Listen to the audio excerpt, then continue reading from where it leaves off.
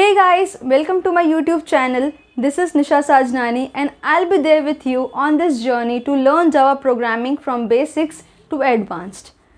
अभी आप मुझसे पूछोगे कि ये कोर्स किसके लिए है।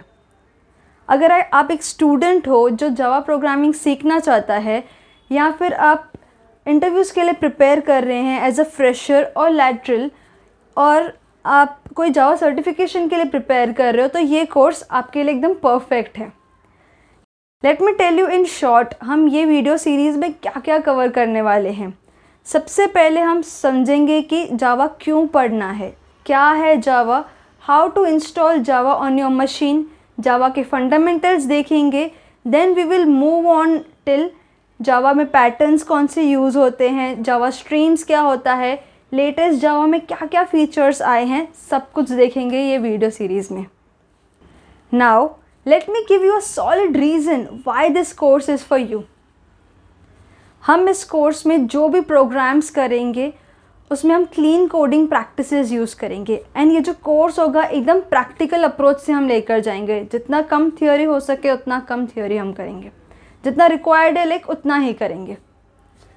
Second and the most important reason is along with the Java concepts we will also see competitive programming. आप पूछोगे मैम कॉम्पिटिटिव प्रोग्रामिंग क्या होता है? तो कॉम्पिटिटिव प्रोग्रामिंग बेसिकली आपको एक प्रॉब्लम स्टेटमेंट दिया जाता है एंड आपको कंप्यूटर प्रोग्राम लिखना होता है टू सॉल्व दैट प्रॉब्लम। इसे कहते हैं हम कॉम्पिटिटिव प्रोग्रामिंग। कॉम्पिटिटिव प्रोग्रामिंग हमारी लॉजिकल एंड थिंकिंग कैपेबिलिटी को इंक्रीज़ करता है एंड हम कॉम्प्लेक्स प्रॉब्लम को ईजीली सॉल्व कर सकते हैं अगर हम काफ़ी कुछ प्रैक्टिस करेंगे तो।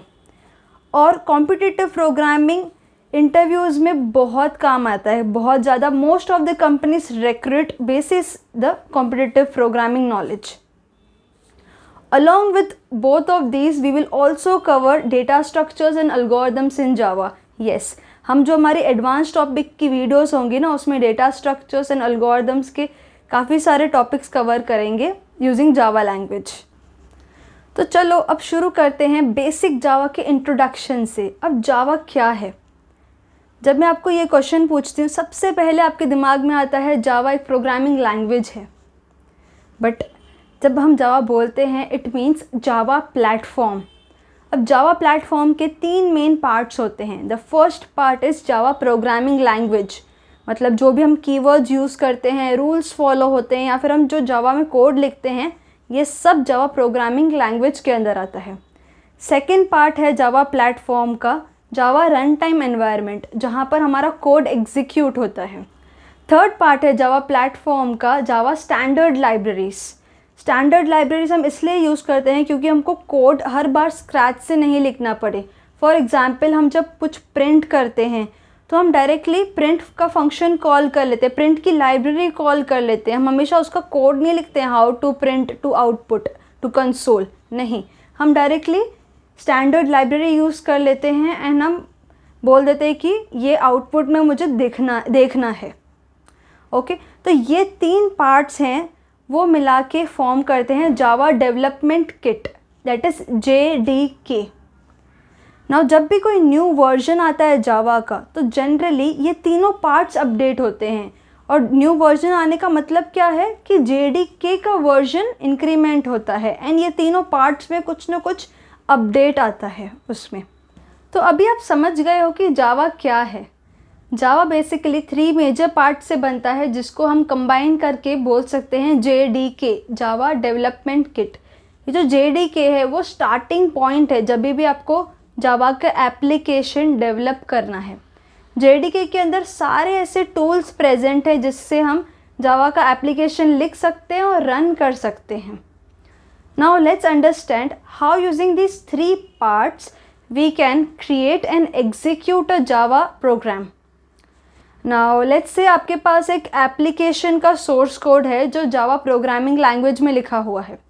सबसे पहले हम इस सोर्स कोड को कंपाइल करते हैं यूजिंग जावा कंपाइलर। जब हम कंपाइल करते हैं something called as byte code is formed. Now what is a byte code? Byte code lower level representation है हमारे जावा कोड का जो हमारा कंप्यूटर इजीली समझ सकता है, डायरेक्टली नहीं बट इजीली समझ सकता है। ओके, तो अभी हमारे पास बाइट कोड है बाइट कोड में आपने काफ़ी सारे ऐसे फंक्शंस लिखे होंगे, फॉर एग्जांपल प्रिंटिंग का फंक्शन, कुछ मैथमेटिकल ऑपरेशन, मतलब आपने लाइब्रेरीज़ को यूज़ किया है, राइट। एंड काफ़ी टाइम होता है कि स्टैंडर्ड लाइब्रेरीज सफिशिएंट नहीं होती है, हमको थर्ड पार्टी लाइब्रेरीज भी यूज़ करनी पड़ती है सो दैट हम हमारा प्रोग्राम एफिशिएंटली लिख सकें। तो जावा के पास अपनी स्टैंडर्ड लाइब्रेरीज भी हैं और हम थर्ड पार्टी लाइब्रेरीज भी यूज़ करते हैं एक जावा एप्लीकेशन को लिखने के लिए। ओके, नाउ हमारे पास बाइट कोड है, हमको उसको रन करना है। We use something called as Java virtual machine to convert this byte code to machine code, जो हमारी मशीन डायरेक्टली समझ सकती है। तो ये जावा वर्चुअल मशीन क्या है, जो हमने बोला था ना कि जावा रन टाइम एनवायरनमेंट होता है जिसमें हम हमारा कोड एग्जीक्यूट करते हैं, तो जावा virtual machine constitutes of Java run time environment. Okay, तो हमारे जावा वर्चुअल मशीन ने हमारा बाइट कोड को कन्वर्ट कर लिया डायरेक्टली इनटू मशीन कोड, जो हमारे ऑपरेटिंग सिस्टम को डायरेक्टली समझ सकता है और हमारा ऑपरेटिंग सिस्टम उसको एग्जीक्यूट कर सकते हैं और हमें आउटपुट दिख जाएगा हमारे एप्लीकेशन सोर्स कोड का। तो ये बस एक इंट्रोडक्शन था जावा का, ये सब टर्म्स हम हमारे अपकमिंग वीडियोस में अच्छे से देखेंगे। So welcome to this video series. ये सीरीज़ में हम बहुत कुछ सीखेंगे, बहुत सारे प्रोग्राम्स लिखेंगे। बस आपको एक छोटी सी चीज़ करनी है, just hit the subscribe button and press on the bell icon to get the notification of all my upcoming videos.